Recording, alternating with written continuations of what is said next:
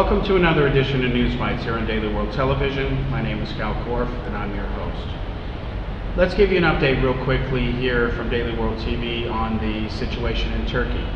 Turkey is holding its referendum, and unless the numbers suddenly turn themselves around, it looks like its dictator, Recep Tayyip Erdogan, will be awarded the right to have new sweeping powers. The Constitution of Turkey will be rewritten, which will essentially guarantee that he remains its leader for the rest of his natural life. Erdogan was born and raised in a conservative Muslim upbringing. He is a Muslim fundamentalist. It doesn't bother him if women are put in their place and told to shut up, which he has told many female journalists to do, and it doesn't bother him if women are forced to cover themselves. He doesn't think women are equal to men. He doesn't believe in equality between the sexes. He doesn't like the Western ways.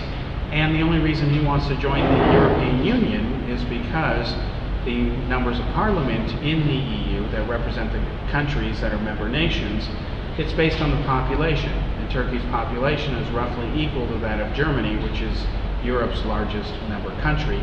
Therefore, if Turkey were ever to be allowed to join the EU, it would essentially be the most powerful nation overnight in the European Union, and of course getting more power is exactly what Erdogan wants. The problem with Erdogan is that he's not really a genuine ally of the United States either. Out of one side of his mouth, he talks about supporting America and fighting against the Islamic State.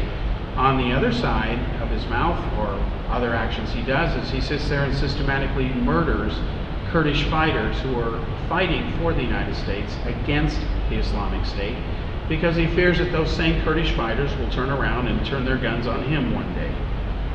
Turkey is against the idea of an independent, free, autonomous nation called Kurdistan. The Kurds, of course, want their own country called Kurdistan.